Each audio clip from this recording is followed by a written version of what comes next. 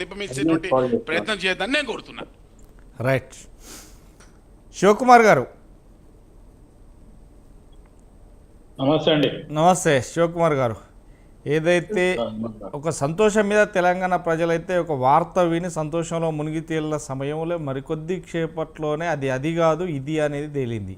అదే ఇది ఇదే కాకుంటే 4 బిల్లులలో 2 బిల్లులు మాత్రమే. ఈ నేపథ్యంలో బీసీలకు 42% రిజర్వేషన్కు ఖచ్చితంగా గవర్నర్ ఆమోదం తెలిపిందనేది ఒక ప్రకంపనలు మాత్రం సృష్టించిందని చెప్పచ్చు. కాకుంటే దానికి మళ్ళీ అనుమతులు లభించలేదు. 2 బిల్లులకే ఈ మాత్రం ముద్రపడింది.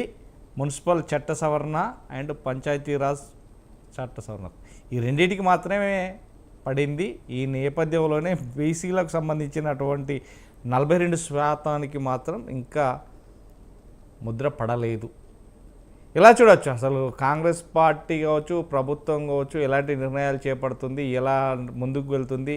ఇక మిగిలింది ఓన్లీ పార్టీ పరంగా ఇవ్వడమేనా? ముందుగా స్వతంత్ర టీవీ ప్రేక్షకులకు, మీకు ప్యానెల్లో ఉన్న వారికి నమస్కారం.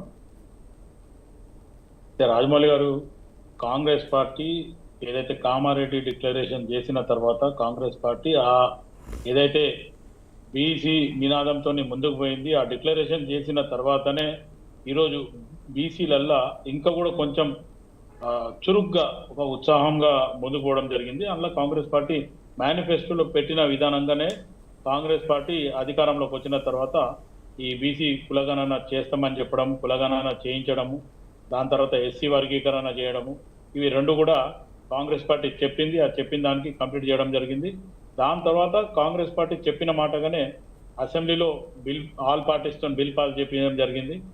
దాని తర్వాత గవర్నర్కి పంపించడం జరిగింది. గవర్నర్ దగ్గర పంపిస్తే గవర్నర్ దాన్ని పెండింగ్ పెట్టిండ్రు కాబట్టి అందులో హైకోర్టుకి మొత్తానికి ఒక డెడ్ లైన్ డేట్ ఇచ్చేసి మీరు ఇంత లోపల దీన్ని కటాఫ్ చేసి చేయాలా అనే రకంగా హైకోర్టు సూచనల ప్రకారం మళ్ళీ ఆర్డినెన్స్ తీసుకొచ్చి ఆర్డినెన్స్ కూడా గవర్నర్ గారికి పంపించి రాష్ట్రపతి గారికి పంపించమని చెప్పి మనం చెప్పడం జరిగింది.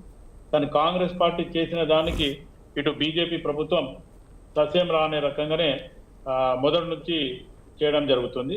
ఇటు గల్లీలోనేమో బిల్ పాస్ చేయడానికి అందరు కూడా చేస్తున్నారు, అటు ఢిల్లీకి పోయేసరికి మాకు సంబంధం లేదన్నారు. దానికి కాంగ్రెస్ పార్టీ కూడా జంతర్ మంతర్ దగ్గర బీసీ నాయకులతోని, లేకపోతే కాంగ్రెస్ పార్టీలో ఉన్న బీసీలని, లేకపోతే బీసీ వర్గాలని, ఇంకా ఆర్గనైజేషన్లను కూడా తీసుకొని వెళ్ళి అక్కడ జంతర్ మంతర్ దగ్గర ధర్నా కూడా చేయడం జరిగింది. అక్కడ ప్రధానమంత్రి ప్లస్ అమిత్ షా కన్సందలో నడిచే రాష్ట్రపతి కానీ ఇటు గవర్నర్ కానీ దానికి ఆమోదం తెలపలేదు. కాంగ్రెస్ పార్టీ ముందుగానే చెప్పింది, మేము మా తరఫున మేము ఏదైతే ప్రయత్నం చేస్తున్నామో ఒక్కవేళ అది బిల్ పాస్ అయినా పాస్ అయిపోయినా కాంగ్రెస్ పార్టీ తరఫున 42% మేము ఖచ్చితంగా ఇస్తాం, బీజేపీ ఇస్తుందా బీఆర్ఎస్ ఇస్తుందా అనే రకంగా కూడా కాంగ్రెస్ పార్టీ ఛాలెంజ్ చేయడం జరిగింది.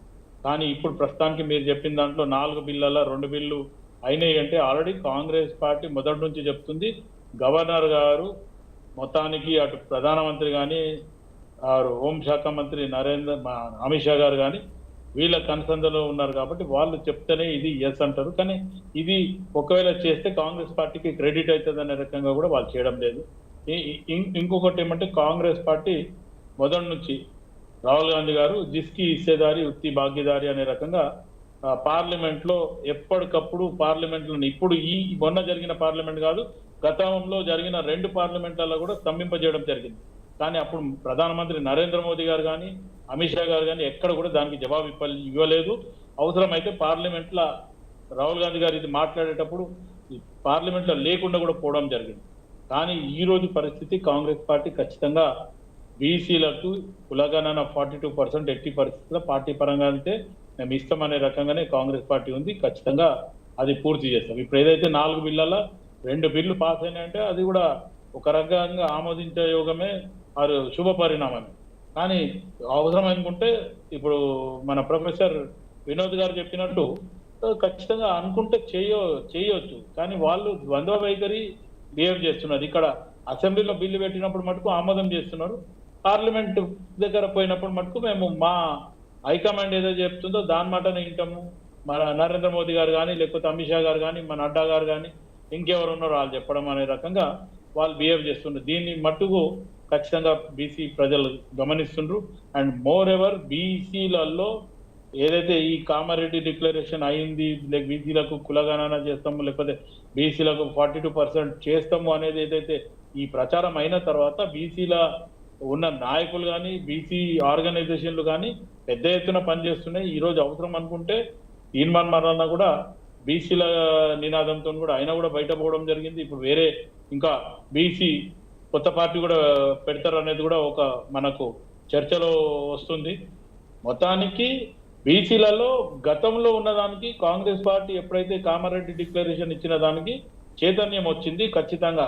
ఇప్పుడు ఇంకొకటి ఏమంటే మన ఏదైతే ఈడబ్ల్యూఎస్ ఇస్తున్నామో అనే రకంగా దానికి స్పెషల్ కోటా ఇవ్వాల్సిన అవసరం లేదు. ఆల్రెడీ ఇక్కడనేమో మెరిట్ ఉన్న వాళ్ళకేమో ఇవ్వడం లేదు, అటు మెరిట్ లేకపోయినా పర్లే వాళ్ళకి కట్అవుట్ పెట్టి వాళ్ళకి అక్కడ పర్సంటేజ్ ఇవ్వడం జరుగుతుంది.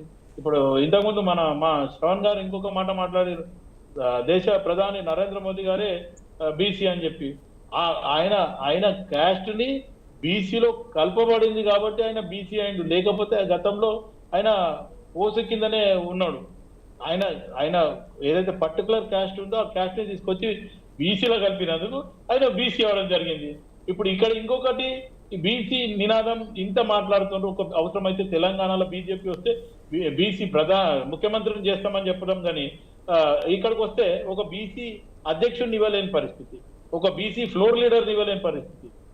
బీజేపీలో ఉన్న 8 మంది ఎమ్మెల్యేలల్లా ఫ్లోర్ లీడర్ ఇవ్వడానికి అవసరం అనుకుంటే బీసీని ఇవ్వచ్చు, అక్కడ బీసీని అక్కడ కూడా బీసీని ఇస్తలేరు. ఇటువంటి పరిస్థితి చెప్పడం ఒకటి చేయడం ఒకటి అనే రకంగా ఉంది రాజమౌళి గారు. రైట్. కేవీ గౌడ్ బీసీ ఉద్యమ